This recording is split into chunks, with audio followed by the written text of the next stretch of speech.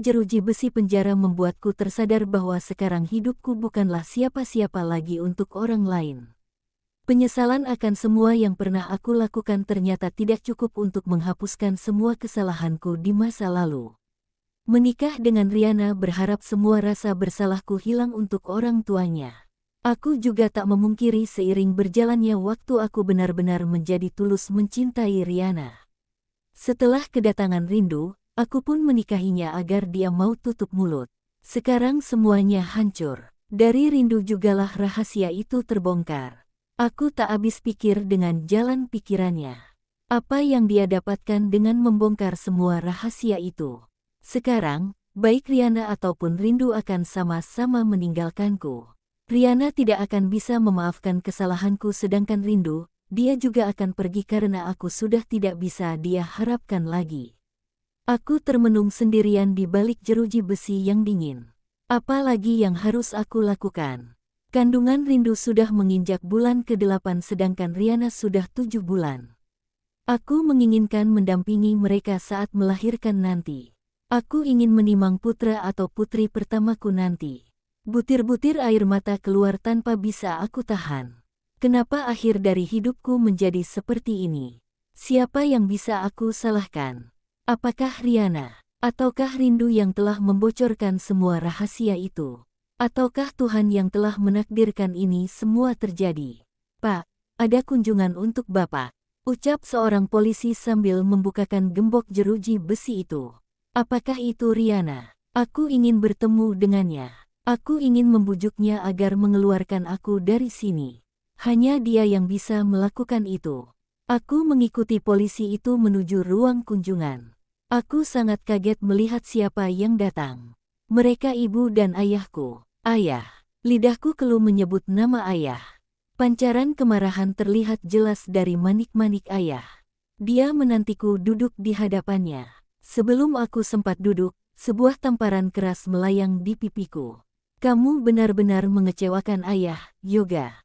Ayah tidak pernah mengajarkan kamu untuk menjadi seorang pengecut seperti ini. Hardik ayah padaku. Aku meringis menahan sakit sambil memegangi pipiku yang terasa panas dan sakit akibat tamparan ayah tadi. Kamu jangan perlakukan Yoga seperti ini, Mas. Kasihan dia. Dia sudah menderita. Ibu berusaha mendekatiku dan langsung memelukku erat. Ayah, maafkan aku. Aku sudah mengecewakan ayah, ucapku dengan penuh penyesalan. Ayah hanya membuang muka mendengar permintaan maaf dariku. Dia mengepalkan tangan seperti menahan amarah. Ayah akan mencarikan pengacara untukmu. Semoga saja hukuman untuknya bisa menjadi lebih ringan. Kamu harus jujur nantinya, agar persidangan cepat selesai dan hukuman untukmu menjadi lebih jelas. Ucap ayah dengan tegas. Dari mana ayah bisa mendapatkan uang menyewa jasa pengacara? Tanya ibu dengan heran. Ayah sudah menjual sebidang tanah sebelum kemari. Itu akan cukup untuk kita berada di kota ini untuk mendampingi Yoga menghadapi persidangan. Jawab ayah. Kita juga tidak punya tempat tinggal lagi di sini. Desah ibu dengan sedih. Aku kaget mendengar perkataan ibu. Maksud ibu apa? Ibu bisa tinggal di rumah rindu. Rumah itu aku yang membelinya, Bu. Balasku dengan sedikit heran. Dia sudah mengusir ibu, dia membawa seorang pria ke rumah itu. Benar perkataan Riana, ternyata rindu itu punya laki-laki lain di belakangmu. Apa? Jadi dia sudah bermain serong di belakangku. Ucapku dengan sangat marah. Dia menikahimu juga karena harta, sekarang setelah kamu di penjara tentu dia meninggalkanmu. Balas ibu dengan tampang sedih. Sudah, biarkan rindu itu pergi dengan orang lain. Ini juga karena kesalahanmu. Ayah menimpali pembicaraan antara aku dan ibu. Lalu sekarang kita harus tinggal di mana? Tanya ibu pada ayah. Kita akan nyari kontrakan di dekat kantor polisi ini nanti. Jawab ayah. Maafkan aku, ayah. Aku sudah membuat ayah repot dan malu atas semua perbuatanku. Sesalku pada ayah. Semua sudah terjadi. Sekarang kamu harus bertaubat. Minta ampun pada Tuhan, agar dosa-dosamu diampuni. Baik, ayah, jawabku dengan sedih. Mari, Bu, kita harus pergi. Ajak ayah pada ibu. Kamu baik-baik di sini, ya? Jaga kesehatan, ucap ibu sambil menciumi kedua belah pipiku. Polisi membawaku kembali memasuki jeruji besi. Hatiku rasanya sangat hancur melihat kekecewaan dari pancaran mata ayahku sendiri. Dia yang selama ini selalu menyayangiku sangat membanggakan aku pada teman-temannya malah jadi seperti ini. Aku teringat perkataan ibu tentang rindu. Perempuan itu bukan hanya telah membocorkan semua rahasiaku, ternyata dia juga telah berkhianat di belakangku. Sampai hati dia mengusir ibuku dari rumah itu. Aku tidak akan membiarkan dia bisa lolos begitu saja dengan laki-laki itu. Aku sangat marah tapi tak ada satupun yang bisa aku lakukan. Aku harus segera menghubungi Rindu. Aku harus bertemu dengannya. Aku lalu meminta izin pada penjaga polisi untuk melakukan panggilan telepon. Aku ingin menghubungi Rindu. Halo, Rindu. Ini aku. Ucapku langsung saat panggilan telepon itu tersambung. Ada apa? Aku tidak punya urusan lagi denganmu. Jawabnya ketus. Cepat datang ke kantor polisi. Aku ingin bicara padamu. Balasku dengan cepat. Baiklah, lagian ada yang ingin aku bicarakan padamu. Ucapnya sambil mematikan sambungan telepon. Aku sangat marah dengan perlakuan Rindu. Dia bahkan tidak menganggapku lagi. Dia bahkan mematikan sambungan telepon padahal aku belum selesai bicara. Baiklah, nanti setelah dia datang akan aku buat perhitungan dengannya. Sampai siang hari Rindu belum datang juga mengunjungiku. Aku mulai gelisah. Kemana perempuan itu? Pak, ada kunjungan untukmu. Ucap polisi itu sambil membukakan gembok pada jeruji besi dingin itu. Aku langsung berdiri dengan cepat. Itu pasti Rindu. Aku sangat marah saat melihat Rindu datang dengan seorang pria di sampingnya. Dia menatapku dengan tampang mengejek. Siapa dia? Tanyaku dengan marah. Santai, jangan marah-marah begitu dong.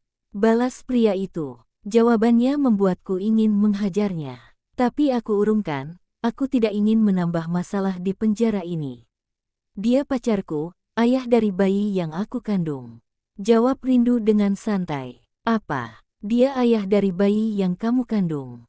Maksudmu apa? Hardikku pada Rindu. Iya, kamu bukanlah ayahnya. Aku hamil karena Mas Sakti. Kamu saja yang bodoh percaya begitu saja dengan ucapanku saat aku mengatakan aku hamil. Padahal hampir 2 bulan kamu tidak menyentuhku karena kamu sibuk dengan istri tuamu itu. Jawabnya ketus. Jadi, ketika aku tidak mengunjungimu, kamu menghabiskan malam dengan pria ini. Tanyaku dengan marah. Iya, aku memang melakukan itu. Lagian kami sudah pacaran jauh hari sebelum kita menikah. Aku juga menikahimu hanya karena ingin menguasai hartamu saja. Jawab Rindu tanpa rasa takut sedikitpun. Kamu benar-benar sialan. Kamu pembawa sial dalam kehidupanku. Hardikku pada Rindu. Setelah semua ini kamu ketahui, lebih baik kamu ceraikan Rindu sekarang juga. Ucap pria itu dengan kasar. Aku menatapnya dengan marah. Apa kamu bilang? Menceraikan Rindu? Tidak, aku tidak akan menceraikan dia. Kalian tidak akan bisa bersatu. Balasku dengan emosi. Kita tidak punya urusan lagi. Lagian aku sudah tidak menginginkan apapun lagi darimu. Istri tuamu itu sudah merebut segalanya. Ucap Rindu dengan marah. Apa maksudmu? Apa yang dilakukan Riana? Tanyaku dengan heran. Dia sudah merebut rumah, mobil dan juga uang yang aku punya. Istri tuamu itu benar-benar menjengkelkan. Aku tidak ingin lagi berurusan dengannya. Aku akan pergi setelah kamu menceraikan aku. Jawabnya ketus. Ada senyum tipis menghiasi wajahku. Aku bersyukur Riana merebut semua milikku dari perempuan sialan itu. Syukurlah Riana melakukan itu. Setidaknya kamu tidak mendapatkan apapun dari harta milikku. Jawabku dengan sedikit senyuman. Ya, aku pikir istri tuamu itu bodoh. Ternyata dia juga sedikit lebih pintar. Setidaknya kami masih punya sedikit tabungan dari apa yang selama ini kamu berikan. Jadi kami tidak terlalu rugilah, jawab perempuan itu santai. Aku muak melihat tingkah lakunya. Rasa benci memenuhi pikiranku. Baik, mulai hari ini kamu bukan lagi istriku. Kamu aku talak, ucapku dengan lantang. Rindu dan pria itu tersenyum tipis mendengar ucapanku. Aku sudah mengabulkan permintaan mereka. Aku tidak punya hubungan apapun lagi dengan mereka. Rasanya juga tidak sudi untuk bertemu lagi dengan mereka. Baiklah, sekarang urusan kita sudah selesai. Selamat menikmati dinginnya jeruji besi. Ucap Rindu tanpa ada rasa kasihan sedikitpun. Aku benar-benar muak melihat tingkah lakunya. Polisi membawaku kembali memasuki jeruji besi. Aku memukuli dinding penjara dengan sangat marah. Darah segar menghiasi buku-buku jemariku. Aku sangat kecewa dan marah. Tidak ada tempat untuk melampiaskan kemarahanku.